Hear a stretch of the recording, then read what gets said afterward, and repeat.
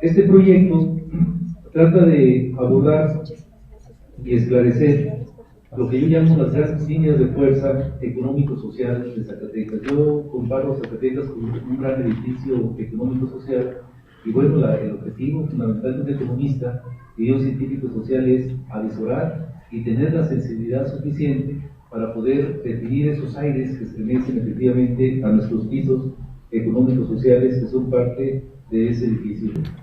Es decir, por un lado, el bilateralismo comercial monopólico de un solo puerto, que son las famosas reformas borbónicas que aquí en Zacatecas entraron en acción, sobre todo en el ámbito de la minería, en el ejercicio del poder público. En segundo lugar, la modernización porfirista, y en tercer lugar, la reestructuración neoliberal contemporánea en ese triple aspecto.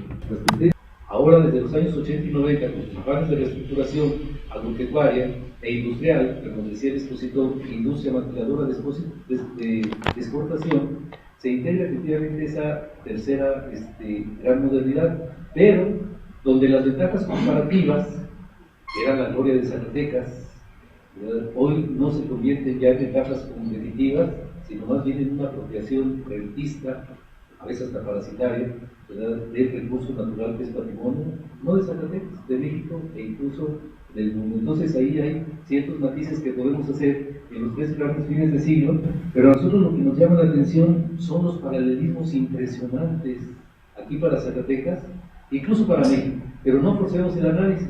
En la cuestión de la metodología es un reto este tema, porque el salto mortal entre lo universal, lo general y lo particular es un reto. ¿Cómo dar ese salto mortal? Podemos caer bien librados, pero podemos caer también derrotados, o incluso un desastre, la caída, y en ese sentido, de veras, todo depende de la idea, de la hipótesis y cómo efectivamente avisorar de manera viable, pertinente, metodológicamente, y claro, armados de una teoría, porque sin teoría no hay solución posible, ya lo decía aquel clásico de alcances, hubo rupturas, cierto, pero la limitación es que fue solamente una. En las tres rupturas, el ámbito económico hubo un déficit, nos quedaron a deber, y entonces en esas tres expresiones históricas que estoy planteando, el objetivo explícito en los tres fue la modernidad. Entonces, en el siglo XVIII, siglo de la Ilustración, los Borbones sustituyen a los Habsburgo. Fines del siglo XIX, segunda revolución industrial, el positivismo modernizador, pero también disciplinador, desde arriba y desde afuera a los productores mismos. ¿Y quién? Sino más bien la guerra económico-comercial, que es la más pragmática que existe, y hoy se monta sobre tres elementos: saber, eficiencia y organización, ciencia, tecnología para la productividad. Y en ese sentido, ahí vemos nosotros que hay un elemento fundamental que nos ayuda mucho en la economía para poder efectuar el análisis congruente de estos tremendos procesos paralelos en los tres fines de siglo. Entonces decíamos, primer, paralelismo del Estado; en segundo lugar, la explotación del recurso natural, que siendo tan estratégico llame la atención que muchos centros de investigación parecen cementerios marinos, al ver, repito, la importancia estratégica de este recurso natural y que no se analiza como se debiera.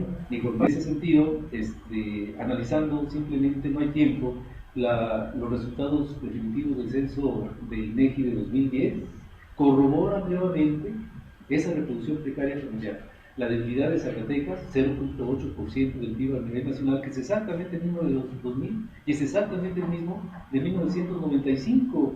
En ese sentido, Zacatecas está estancada. Los estados del norte, nos dice INEGI en el censo de 2010, son los que efectivamente ganaron.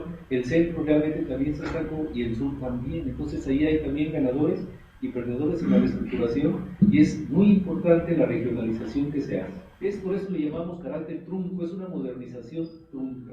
Y quizá la razón de ello es el olvido, repito, de la cuestión social.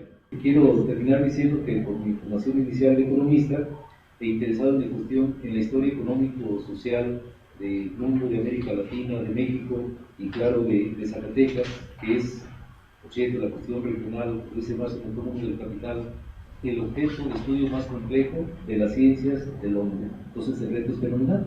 Pero yo sí consideré que se podría estar en condiciones de afrontar el reto, sabiendo que si bien el objeto de estudio es la realidad regional, no debemos de perder de vista, repito, las determinaciones generales.